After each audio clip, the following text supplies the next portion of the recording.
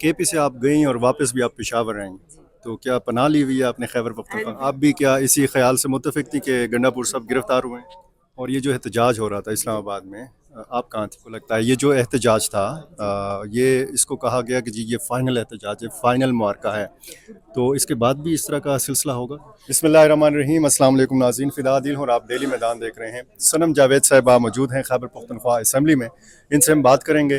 एक तो जो आपके ख़िलाफ़ मुकदमात हैं, आपने ज़ाहिर है कि पाबंद सलासल रहीं, कुछ सीखा आपने, क्या हो रहा है? और पाकिस्तानी सियासत के हवाले से जो इतने सीनियर लोग हैं और इतना कम उम्र में आपने इतना नाम कमाया, जब ये सारी चीज़ें आप देखती हैं, क्या एहसासात और जज्बात हैं आपके? देखिए, सीखा हमने यही कि बोलने की इस मुल्क में कीमत चुकानी पड़ेगी। आप बोलने के लिए भी आज़ाद नहीं, नाम का आज़ाद मुल्क है ये और जमहूरी मुल्क भी है, लेकिन आप अपने हक की, अपनी मर्ज़ी की, अपनी पसंद की बात भी नहीं कर सके। लेकिन सीखा फिर ये कि अगर आप डट जाएँ और आप हक के साथ खड़े हों, तो कोई मुश्किल भी आपको मुश्किल नहीं लगती, फिर आप उसका मुकाबला कर लेते हैं क्योंकि अल्लाह आपको हिम्मत देता है। तो हमें क्योंकि पता था हम सही हैं, हम सही के साथ हैं, हमारा लीडर सही है, तो हम इसलिए हम डट भी गए, हमने मुकाबला किया और हमने नहीं छोड़ा और जेलें भी काटी, सब कुछ किया, अभी भी यहाँ पे ही हैं। और ये जो एहतजाज हो रहा था इस्लामाबाद में, आप कहाँ थी?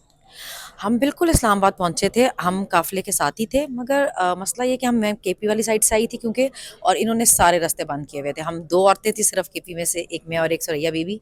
हमारे अलावा और कोई औरत नहीं थी इस काफ़िले के साथ और आपको पता है कि औरतों का एक और हिसाब है, बंदों का एक और हिसाब है। हम तो 24 घंटे वो तो बेचारे फँसे रहे, शेलिंग खाते रहे, हम एक गाड़ी में ही रहे। ना कोई सहूलत थी, ना कहीं जा सकते थे, ना कुछ कर सकते थे, एक गाड़ी में हम बंद रहे और हमने शेलिंग खाई और हम अल्लाह करके इस्लामाबाद पहुँचे।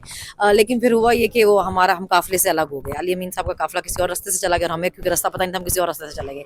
तो हम तो बहुत भटक-भटक के वापस पेशावर पहुँचे हैं अल्लाह करके। बड़ी मुश्किलों से कल हम वापस पहुँचे हैं पेशावर। अच्छा, केपी से आप गई और वापस भी आप पेशावर आएँ, तो क्या पनाह ली हुई है आपने खैबर अरे पख्तूनख्वा में? बिल्कुल ली हुई है। एक्चुअली कल दोबारा एफआईआर में नॉमिनेट हुई तो मैं इसी बात पे हँस रही थी कि और किसी पे एफआईआर हो ना हो, सबसे पहले मेरे पे तो फर्ज ही समझा हुआ है एफआईआर करना ना।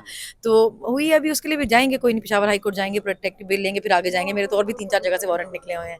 तो हम जाएँगे अभी। और आप भी क्या इसी ख्याल से मुत्तफ़िक थी कि गंडापुर साहब गिरफ्तार हुए हैं? अब मुझे उनके बारे में कुछ पता नहीं था क्योंकि जब हम काफ़िले की सूरत में आ रहे थे तो वो हम क्योंकि सबसे आगे थे, तो हम किसी और रूट से चले गए जो हमें समझ थी, हमें रास्ते तो पता नहीं थे और वो कहीं से और संजानी वाले रास्ते से चले गए। तो हम खुद ही बेचारे हम गुम गए, तो हमने उनको क्या ढूँढना था और मोबाइल सर्विस बंद थी और हम किसी से कॉन्टैक्ट नहीं कर पा रहे थे, किसी को कुछ पता नहीं था। हम किसी और ही रास्ते पे थे और वो किसी और जगह चले गए। तो कुछ पता नहीं था कि वो कहाँ पे हैं। हमें अपना नहीं पता था हम कहाँ पे हैं, तो उनको क्या ढूँढते। हमें एक्चुअली पता ही बहुत देर बाद चला क्योंकि हमारी नेट सर्विस बंद थी, तो हम बहुत देर ना कोई ट्वीट कर सके, ना बाहर दुनिया में पता चला कि क्या हो रहा है, क्या नहीं। जब आए यहाँ पे तो पता चला कि ऐसा कोई सीन चल रहा है। तो उतनी देर में मैं असेंबली में ही आई थी, तो अली मीन साहब भी आ गए। तो मेरे होते हुए यहाँ पे आ गए थे, तो पता नहीं कहाँ पे थे, अभी उनको अच्छा, हम किसी को नहीं बताएँगे, आप कहाँ रह रही हैं पेशावर में?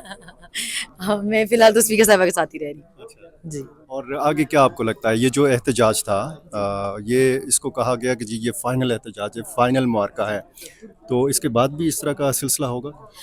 देखिए, एहतजाज तो मुझे तो नहीं लगता कि ख़त्म हुआ है, एहतजाज तो अभी तक हो भी रहा है। लोग तो मैंने तो देखा है कि लोग कह रहे हैं कि इस्लामाबाद में एहतजाज हो रहा है, वो लोग जा रहे हैं। क्योंकि खान साहब से इन्होंने अचानक जो मुलाकात बंद कर दी, उसकी कुछ समझ नहीं आ रही ना कि क्योंकि सीएम साहब ने तो ये कहा था कि वो खान से मिलेंगे और फिर आगे का वो उसके बाद डिसाइड होगा, मगर उन्होंने मुलाकात ही अचानक बंद कर दी है।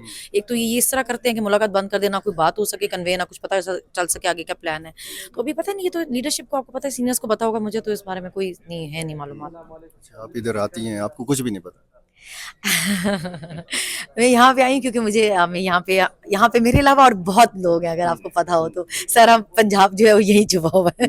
छुपा हुआ है, नहीं, मतलब हम पनाह ली यहाँ पे हुई हम है। पनाह लिए। देखिए, एमएनएस को तो वैसे ही मना किया हुआ था कि आप लोगों ने नहीं जाना, जो हालात है उनको अबडक्ट करने का सबसे ज्यादा खतरा है कि उनको अगवा कर लेंगे। बात जेलों में जाने की नहीं, कोई जेल में जाने से नहीं डरता, मगर जिस तरह ये लोगों को गायब करते हैं, जबरी गुमशुदा करते हैं, उससे फिर अभी आपको सीधे तरीके से अगर जेल भी जाना हो तो उसमें किसी को डर नहीं है। तो एमएनएस को भी इसलिए कहा गया था कि आपने यहाँ पे सेफ रहना है, यहाँ पे रहना है, क्योंकि जाहिर है अपनी गवर्नमेंट है यहाँ पे। एमएनएस को भी अब जिस तरह पार्लियामेंट में घुस गए तो कहीं पे भी घुस सकते हैं, अभी तो कोई बईद रही नहीं है इनसे। तो जाहिर है सबने यहाँ पे पनाह ली हुई है, सारे यहाँ पे ही हैं, मेरे अलावा और बहुत लोग हैं यहाँ पे। बहुत शुक्रिया।